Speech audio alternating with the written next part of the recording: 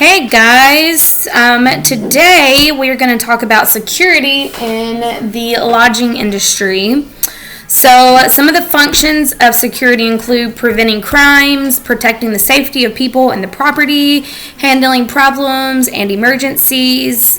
Good security is critical for protecting guests, employees, and hospitality businesses. If you don't have good security, and something happens on the property, that could be a lawsuit. That could be bad reviews, which means people are not going to come there because they want to feel safe whenever they go stay somewhere.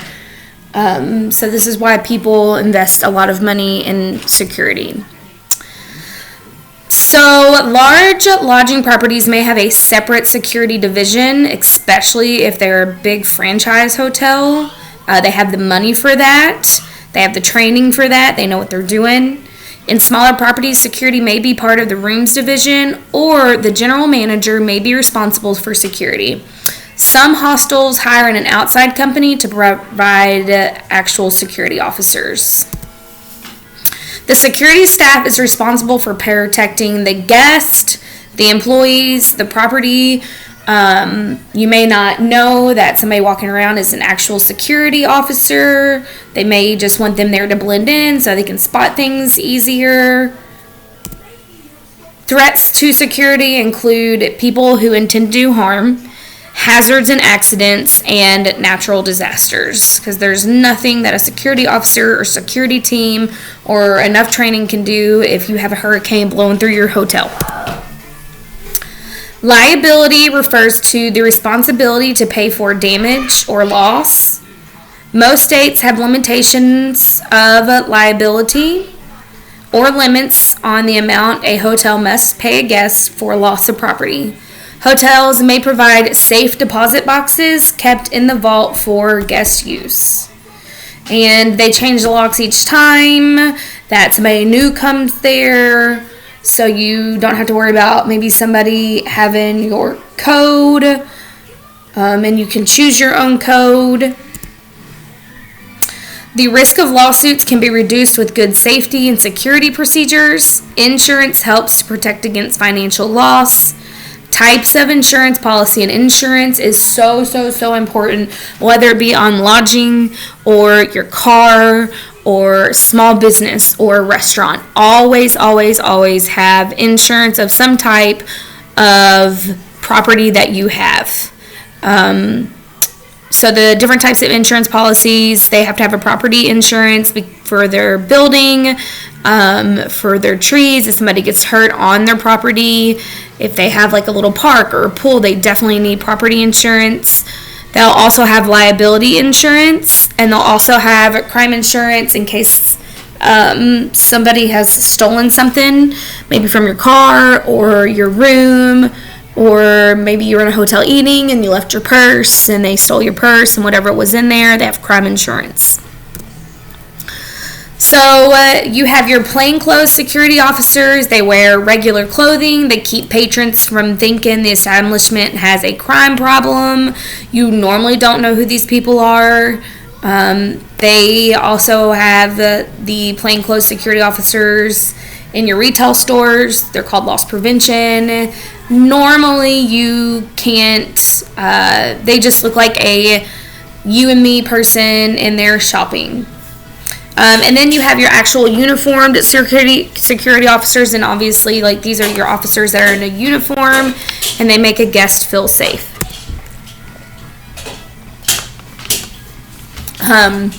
Structural security is the security features built into a lodging property. These include buildings, guest rooms, and technology such as security systems. Security policies are the rules employees must follow to ensure security. All employees have a security employee ID card that gets them in and out of doors. It gets them in and out of maybe different rooms that other people can't go into, as they have to have their card on them only. They have a key control. There is limiting the number of entrances. And then there's lost and found procedures. Surveillance is closely observing what is going on in an area. may be performed by a patrol, and includes routine tasks such as the man below, walking around the perimeters, making sure everything is okay, looking in rooms that maybe not a lot of people go into, checking behind doors, closets, where people could hide that could possibly be a threat. Security officers document all security incidents in a security log, and they provide detailed information about any accidents in an accident report. Security and front desk staff work together to handle guest security concerns and respond to emergencies. All employees are responsible for noticing and reporting problems or dangers, and should report accidents and hazards, report any suspicious person, and they should also take responsibility for keys and key cards. To prevent employee theft, they should keep their supplies in locked rooms and use a requisition system. They should take inventory to see if any items are missing before they leave that area. They should restrict times and locations where employees enter and exit the building, like maybe there's only 2 entrances and 2 exits on either side of the building, and only this person can use these. Record employees' arrival and departure times. Inspect packages taken into or out of the building by employees.